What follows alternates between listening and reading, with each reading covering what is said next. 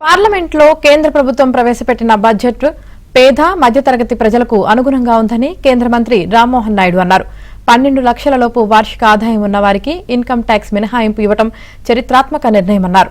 రాజధాని అమరావతి, పోలవరం ప్రాజెక్టు, విశాఖ ఉక్కుకు కేటాయింపులు చేసిందన్నారు. వైసీపీ హయాంలో జల జీవన్ మిషన్ నిధులు వెనక్కి వెళ్లిపోయాయన్నారు. సీఎం చంద్రబాబు ఒత్తిడితో 15,000 కోట్ల నిధులకు సంబంధించి కేంద్రం గడువు పెంచిందన్నారు. రైల్వే జోన్ కోసం స్థలం కూడా కేటాయించుకోలేని వైసీపీ నేతలు ఇవాళ బడ్జెట్ కేటాయింపులపై విమర్శలు చేయడం సిగ్గుచేటని రామ్మోహన్ నాయుడు మండిపడ్డారు. నిన్న ప్రవేశపెట్టినటువంటి కేంద్ర బడ్జెట్ ప్రజల బడ్జెట్ అని మనం స్పష్టంగా తెలియజేసుకోవచ్చు.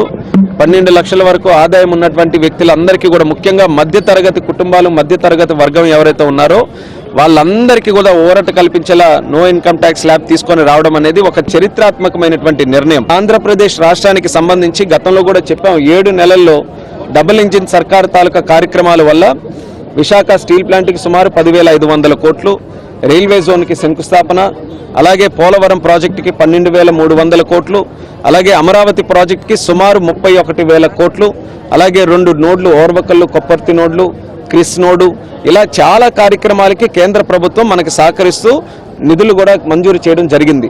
నిన్న జరిగినటువంటి బడ్జెట్లో కొత్త స్కీమ్స్ను కూడా కొన్ని పెట్టారు. జల్ జీవన్ మిషన్ గత ప్రభుత్వం చేసినటువంటి అరాచకాల వల్ల ఎక్కడా సరైనటువంటి పైప్ లైన్ కానీ స్కీమ్ కానీ చేయలేకపోయాం. చంద్రబాబు నాయుడు గారు వచ్చిన తర్వాత రివ్యూ చేశారు. సుమారు 15,000 కోట్ల రూపాయలు కేంద్రం ఇచ్చిన తర్వాత కూడా ఒక ప్రోగ్రాం చేసుకోలేకపోయామని మళ్ళీ కేంద్రం మీద ఒత్తిడి తీసుకొని వచ్చి ప్రెషర్ పెట్టారు. ఏమని?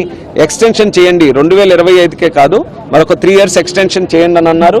నిన్న బడ్జెట్లో చూసాం, కేంద్ర మంత్రి గారు చెప్పారు, ఆర్థిక మంత్రి గారు. రైల్వే జోన్కి 52 ఎకరాలు అడిగితే అది కూడా 5 సంవత్సరాల్లో చూపించుకోలేకపోయిన వాళ్ళు ఈరోజు అన్ని 7 నెలల్లోనే పూర్తి చేసిన తర్వాత ఈరోజు విమర్శిస్తుంటే విడ్డూరంగా ఉంది. అసలు ఆలోచిస్తున్నారా, లేకపోతే ఊరికే రాజకీయ విమర్శలకే అలా ఉండిపోతే? ప్రజలు ఆల్రెడీ ఒక తీర్పిచ్చారు, కనీసం ఈ 11 కూడా ఇంకా మిగలవేమో. ఇలాంటి పరిస్థితి కానీ కొనసాగితే ప్రజల ఉన్న 11 కూడా మిగల్చరేమో.